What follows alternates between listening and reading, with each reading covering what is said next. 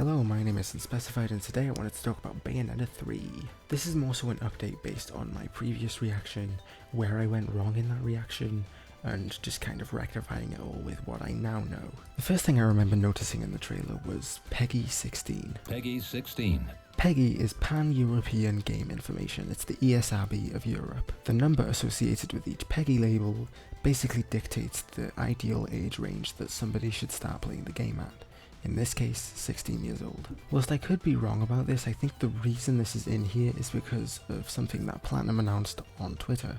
That being Naive Angel mode, which is basically a mode that censors the game, makes it more comfortable to play in the living room perhaps. But it could also be that Peggy just decided, you know what, it's not that bad. This is something we'll just have to see about when the game comes out, so we kind of just have to wait for that one. The next thing I said wrong in my reaction was that this character is Jean.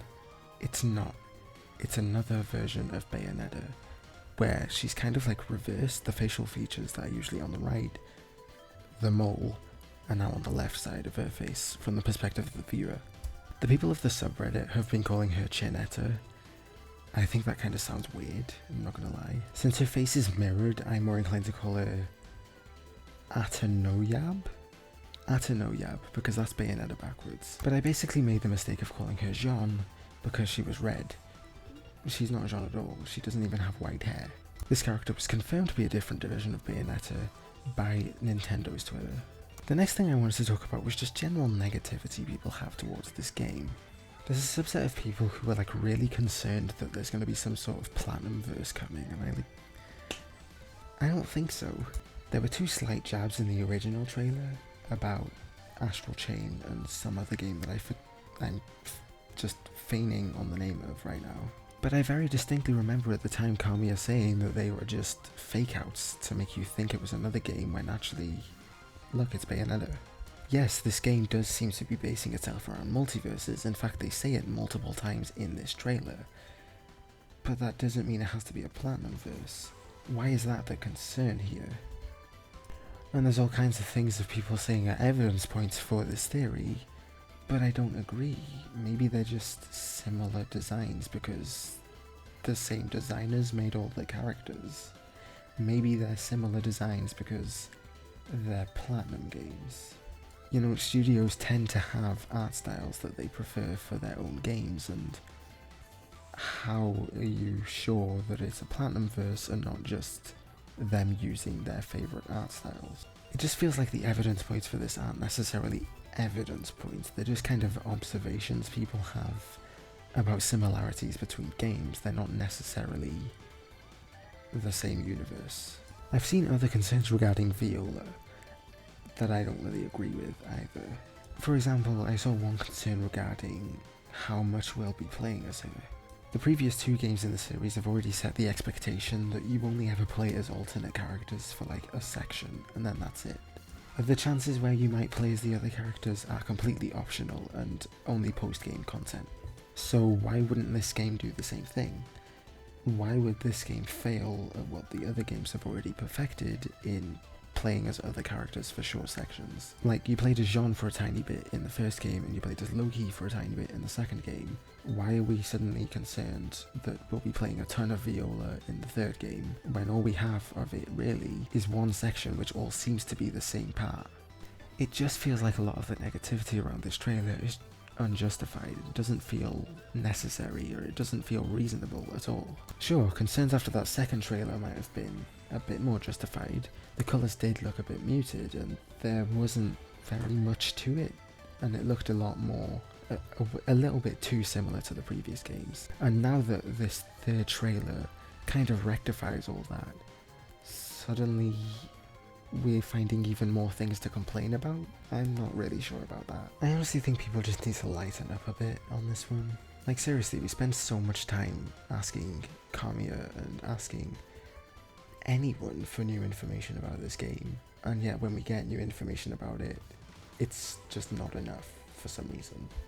We got starved for information, and now that we've been fed, suddenly we're still hungry, and I don't understand why. People seem to be making up wild theories, then using those theories as assumptions about the game, and then just complaining about the game, even though there's no real grounds for those complaints. We haven't even played the game. Can we at least play the game before we complain about it? Like, I would understand it if the trailer very clearly outlined some outlying far cry from the original series plot point, which doesn't make any sense, doesn't really add to anything, doesn't add to what already, you know, if the trailer was that wild, I would understand. It's not that wild. What is this? What are we doing? And like, there are some legitimate concerns, but there are also plenty of non-legitimate concerns. Can we at least complain about something that we know is true? You know?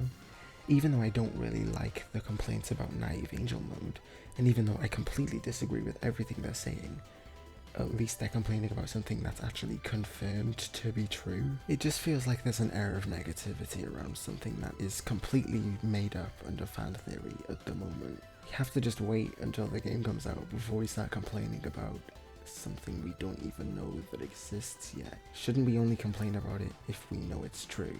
I don't know, it's just weird feeling this weird air of negativity around what is otherwise a very positive community. So please just lighten up.